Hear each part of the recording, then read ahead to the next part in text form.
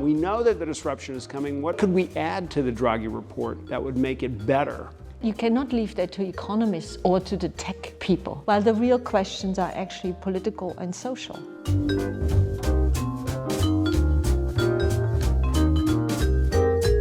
wanted to follow up with you on this discussion we had the other day about the Draghi report. Absolutely. I really don't think we're on the same page. It would be great to talk about it some more. Okay. So I don't know, Waltraud. I think you're being too hard on Draghi. Why? But this Draghi report was something that the Commission requested, and so what was he supposed to say? What did he miss that he should have had in this report that we could have been using more fruitfully? I can see that point, but I mean, the first is whenever we have a big issue that for the future, the old dignitaries who are bored in retirement are rolled out and have to write a big report, as if anything then happens. And it has a bit the feel of the 1980s in it, stagflation with an energy price shock, the Soviet Union in aggressive demise, and the US in turmoil then about Watergate, and today because they have a felon just voted into the presidency. I mean, that's the first thing. And then we should do however exactly as the United States does, because that is so wonderful, apparently. But wait, let's keep this 1980s thing going. I mean, I agree with you, the 1980s were a terrible time, but then we got the report by Tommaso Padoa-Schioppa, and then we got the other report by Paolo Cecchini, and those reports actually set us in train to complete the internal market, to launch the whole rebirth of the European project. So couldn't it be that, as cursed as these things are by the moment, these documents nevertheless lead us somewhere positive? You have to tell me what the positive would be, because I mean, the Draghi report sets out two things, in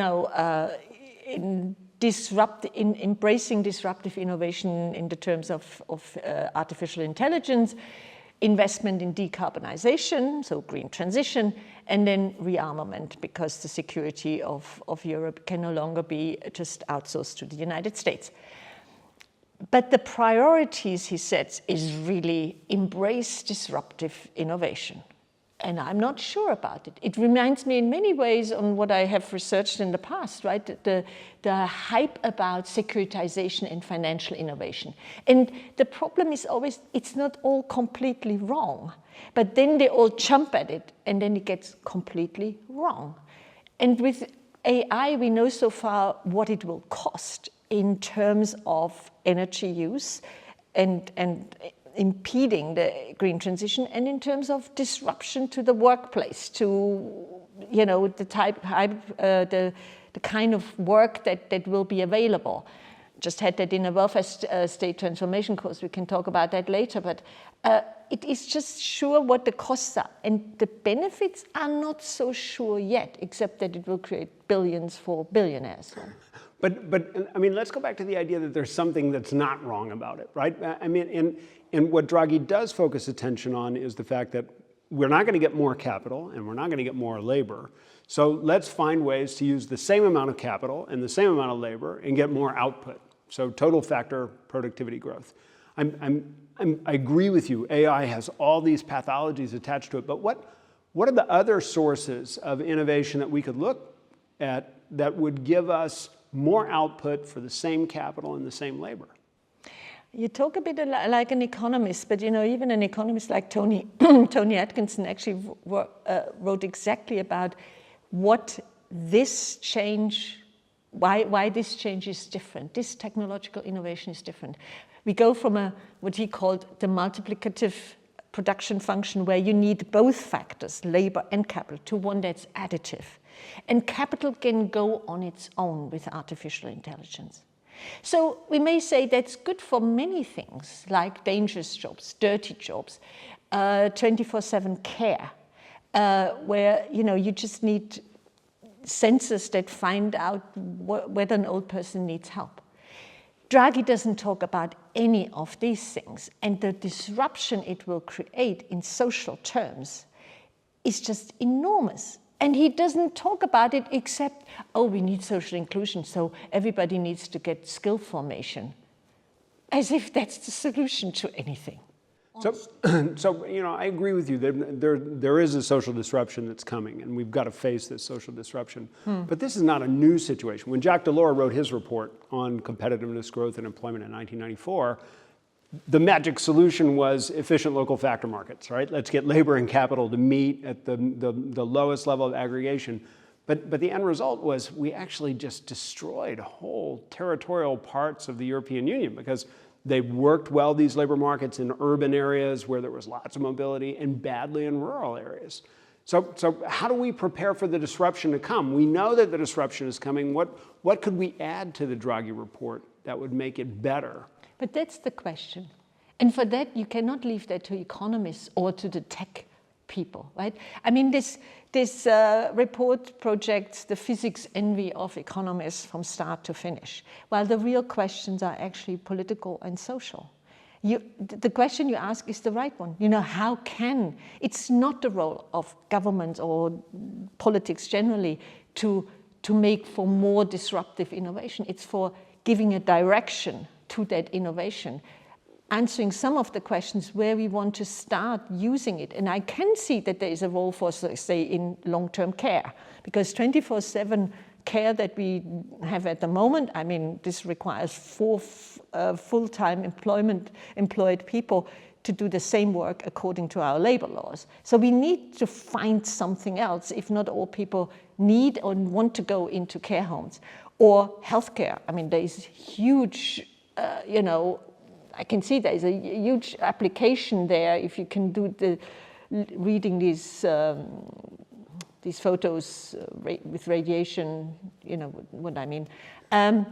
And instead of having a practitioner sitting there 8 hours looking at these gray things, and artificial intelligence can do such things.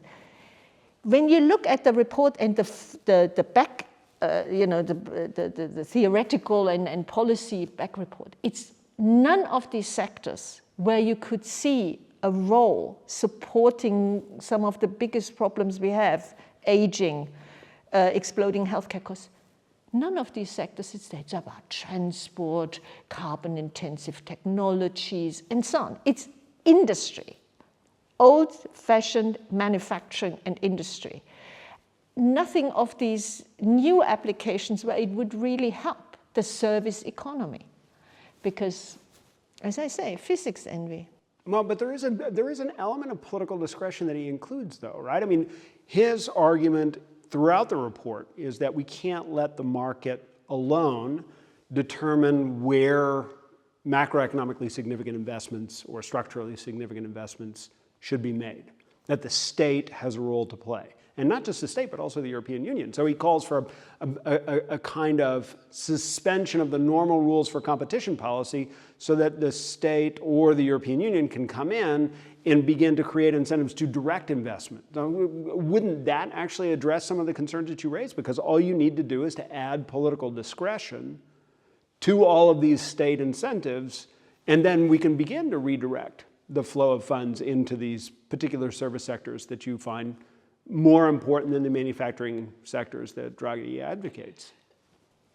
That turn may have some promise, and it's good that in his 70s he can see this, because so far the central bank has always just lectured the labor market parties that they need to do more, and suddenly they see that perhaps industry or firms have to do more. It's just the direction that he shows is not very much different from what capitalist firm owners would do anyhow. And I'm not blaming capitalist firm owners for that. That's their job. But it's not the job of governments to just subsidize more of it. And the way it goes in the United States, I mean, be careful what you wish for, right? I mean, they come into your office and tell you what you have to subsidize and so on. And the biggest one are the first in. So I am a bit more skeptical. But what I wanted to ask you is, I can see there is a security problem now. I mean, I hate to admit it, but do you see that this artificial intelligence helps us with any of our security problems? I mean, so think about it. When you were talking about the whole, medical radiography thing, how artificial intelligence is really good at identifying patterns, and so it can look into these really fuzzy images and come up with something. I mean, the beauty of artificial intelligence is it's really good at spotting troop movements. It's really good at spotting different things that shouldn't be happening, so anticipating cyber attacks, and so it can create good defense postures. Having said that, it's really terrifying when you think about artificial intelligence used in targeting or in triggering a nuclear launch. And so, as much as we think about artificial intelligence and go, wow, this could be really helpful, I think we need to put tight restrictions, and not just we, right? I mean, we have to negotiate with the Russians, the Chinese. I mean, the one thing that the United States has negotiated successfully with the Chinese in this domain is not to allow AI to trigger a nuclear launch without some kind of human intervention. So I think, I think even at that level, they are aware that there is an issue here that because, we need to face. I mean, as a layperson, you just say it will make war easier, right? Because we don't send soldiers, we send drones, and they can censor where, say, if you're not concerned about civilians as the Israelis and the Russians don't seem to be these days, you just shoot into where a lot of people are for deterrence, for massive damage, and so on. And so then you would say, should we not refine, and again, a more political science question, how can we perfect economic warfare, sanctioning, and play the long game? So I think you're on to two different things. I mean, one thing that the Draghi report is reasonable about is an arguing for concentration in the defense industry, and we talk about the application of artificial intelligence to war fighting, but the more important application of artificial intelligence is going to be to defense production and procurement, right? I mean, we're going to use resources more efficiently. We're going to stress test our armaments more effectively. We're going to make sure that we have better standardization. And all of that stuff is going to lower the cost. And just to get a sense of what that means, if you look at how efficiently Ukrainians have been able to retool manufacturing processes and lower the cost and increase the effectiveness of the military procurement that they've had to make, it's remarkable. So I think there's something cool going on there. Although, I mean, Erik, that the Ukrainians are much better at using their resources efficiently has to do with the tight budget constraint. If you make it soft, I mean, on that, perhaps even the Trumpians are correct. I mean, the Pentagon, if there is a budget, it will be spent, right? And if you increase the budget, we will spend it. Whether that always leads to a better use of it, who knows? I'm a bit more skeptical about the incentives you set, and an industrial complex that's happy to deliver. I mean, I couldn't agree with you more. We certainly don't want any core soft budget constraints. I mean, but by the same token, the fragmentation of European defense industries right now is unacceptable. There's no way we're ever going to ramp that up to achieve the kind of levels of production that are necessary at a cost that we can afford for Europeans to provide for their own security. And I think Draghi's put his finger on that, and that's the right place to press the button. But notice, we now have three different models for industry, all three of which show up in the Draghi report. One, the more traditional manufacturing kind with diminishing marginal returns to scale, where we talk about competition in the conventional way. Another where we've got these increasing returns to scale, these additive production functions. And there, I think we have to be worried, right? Because the first mover advantages are huge. In our ability to compete with the United States in cloud storage or cloud computing and AI is very much diminished by the few resources that we're able to pump into a situation where first mover advantages are astronomical. And then the third is this place where it looks like traditional manufacturing, but we know the public sector is the only real customer, and we need to get as much standardization and efficiency as we can squeeze out of it. And I think in that sense, while I agree with you that the AI conversation is critical in understanding the Draghi report, and so is the total factor productivity conversation, I also think it's important to look at what the Draghi report says about the way we have to change the norms for market competition within the single market. I think it's transformative. the norms have already changed. I mean, we didn't need a Draghi report to say this, right? We have already the first PhDs are churned out in our institution. The power question has not been answered. How are you able to not just have a lot of rent seeking? And we have the whole agenda of green transition, ESG, the social governance and so on. I mean, how quickly the banks, the big firms go off this. And it was all greenwashing from the start. So how do you now make sure that something in which there seems to be even more money, to them signing up to something that has a direction that is in the public interest? I mean, I'm very skeptical. And I had hoped that, the brilliant economist who, did an extremely good job in central banking, but not so much in Italian politics, shall we say, would give us some ideas on that, or had people that were also feeding into this report. Instead, he just takes these industrial economists who tell us which sector should change how, and that's it. And that's the Draghi report that everybody applauds, while it helps us just nothing on the hardest questions that social scientists and political economists know about. So I think this is a good point. And if you look through the references of the Draghi report, aside from Darren Acemoglu, there are very few other people who get more than a single mention. And so I guess my question would be, aside from your book on the politics of monetary solidarity and the principle that you sketch about the way we should think about integration as an insurance creation mechanism rather than an efficiency creation mechanism, what should Draghi have read to make this a better report?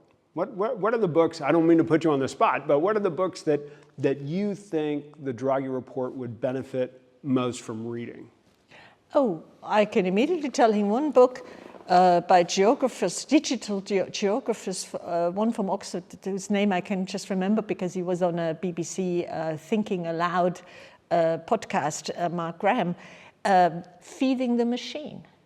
That we really go back to the future in terms of this work that has to be done that feeds AI, right?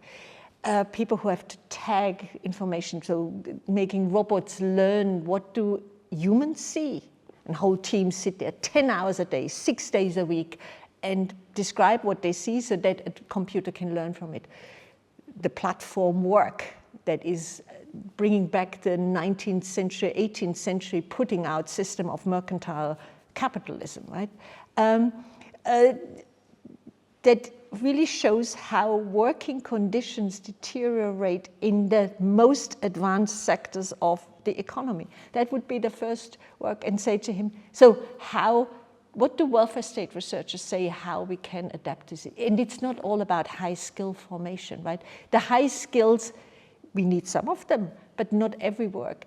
And again, I come back to Tony Atkinson in a 2014 piece after Piketty.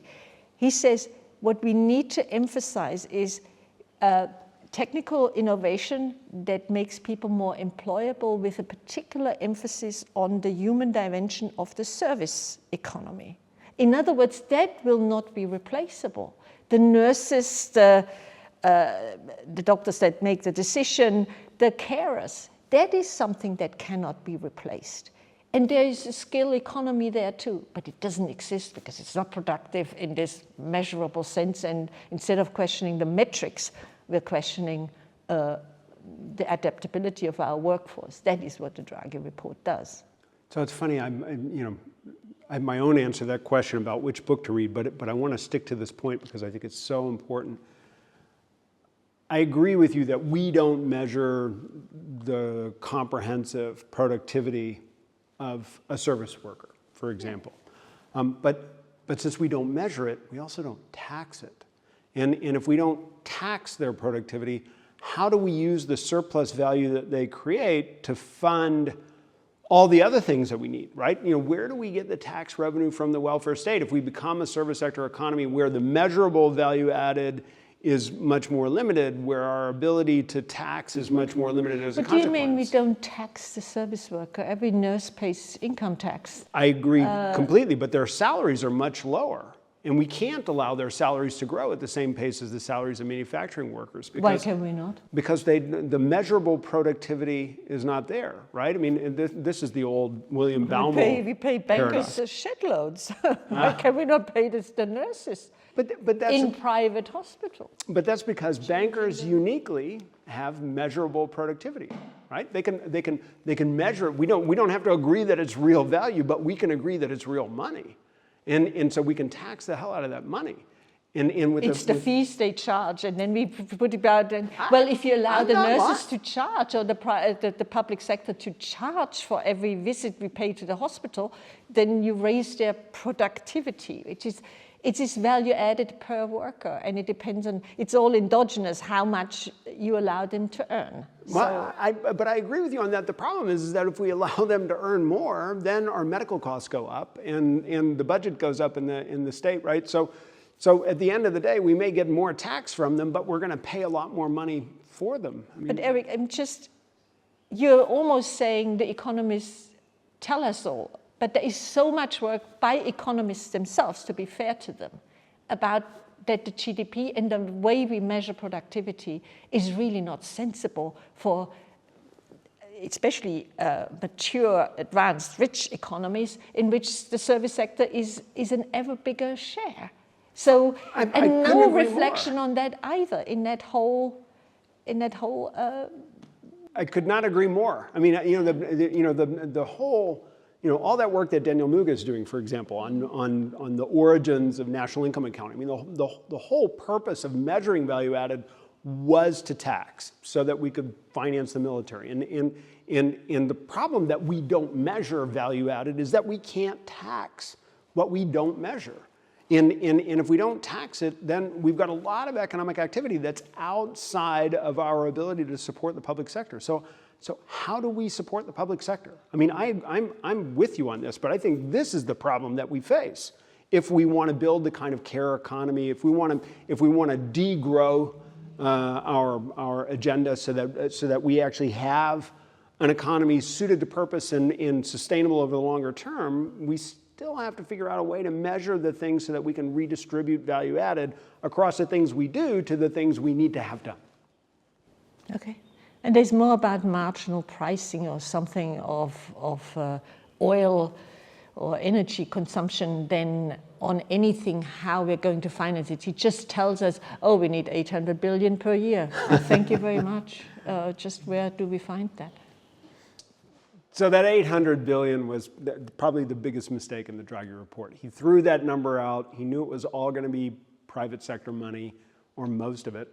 And that has absorbed all the oxygen from the room. But it did leave something I think that is important for us to think about, which is that book I mentioned to you earlier that I was going to talk about, which is Peter Goodman's book, How the World Ran Out of Everything. And what Goodman argues is it's the whole model for globalization that needs to be changed. In that whole model for globalization based on markets and just-in-time delivery, I don't know. It's such a huge conversation. I think we should do Erik, this again. Let's go. Before everything runs out, you have a drink. Come on. Excellent. Hey, thanks, Waltraud. I really appreciate it. Yeah, it was a good fight, as always, and good fun.